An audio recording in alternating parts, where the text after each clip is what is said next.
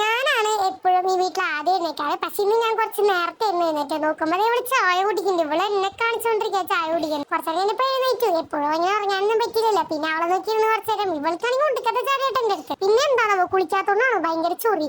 ഇവളെന്നെ ഒരു കളിപ്പാട്ടായിട്ട് കാണണേ. എപ്പൊ നോക്കിയാലും എന്നെ പിടിച്ച് കടിച്ചോണ്ടിരിക്കും. ഞാൻ സാധാരണ അവളല്ല കടിക്കുന്നത്, നേരെ തിരിച്ച് തന്നെ കടിക്കും. ചേട്ടൻ എന്തോ കവറൊക്കെ എടുക്കണ്ട്. കുറെ നേരം ഞാൻ നോക്കി എന്നിട്ടാണ് എനിക്കറിയില്ല. പിന്നെ നോക്കുമ്പോ ചേട്ടനും അവളും കൂടി ഓറിയ കഴിക്കും.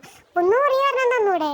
അങ്ങനത്തെ ഒരു ശവാണ് അവള്. ഒരു സാധനം തിന്നാണെങ്കിൽ എനിക്ക് തരില്ല. ഞാൻ ഒന്നെങ്കിലും ഒരു പട്ടിയല്ലേ, പട്ടിയുടെ വില കാണിക്കണ്ട, അതില്ല. കുറച്ചേരം കഴിഞ്ഞപ്പോ ചേട്ടൻ എന്തോ തിന്നണ്ടായിരുന്നു. പക്ഷെ ഞാൻ മണപ്പിച്ച സ്ഥലം വേറെ ആയതുകൊണ്ട് ഞാൻ ചേട്ടൻ്റെ അടുത്ത് വീണ്ടും പോയി തോണ്ടിയിട്ട് ചോദിച്ചു എന്നിട്ട് തിന്നണേന്ന്. ചേട്ടൻ മൈൻഡിൽ കുറച്ചേരം കഴിഞ്ഞപ്പോ അമ്മയും ഞാനും വലിയൊരു യുദ്ധം തന്നെ ഉണ്ടായി.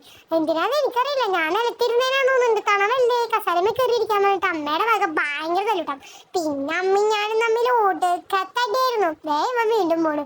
ഇവനാണെങ്കിൽ വീട്ടിൽ പ്രത്യേകിച്ച് ഇരിക്കാറില്ല. ഇവളാണെങ്കിൽ ടെഡ്ഡി ബിയറെ കെട്ടിപ്പിടിച്ചിരിക്കുന്ന പോലെ എന്നെ എപ്പോഴും പിടിച്ചോണ്ടിരിക്കും.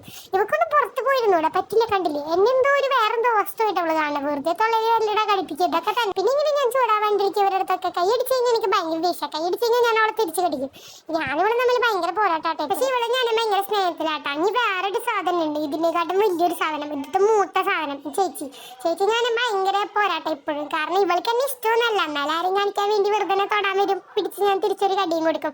ഞാൻ അവിടുത്തെ ഒരു കളിപ്പാട്ടാണെന്ന് എനിക്ക് ഇടയ്ക്ക് തോന്നാറുണ്ട്. അപ്പോൾ നിങ്ങൾക്ക് എല്ലാവർക്കും എൻ്റെ ഡൈവിംഗ് ലൈഫ് ഇഷ്ടമാണെങ്കിൽ ഇനിയും കമന്റ് ഇട്ടെങ്കിൽ ഞാൻ വീണ്ടും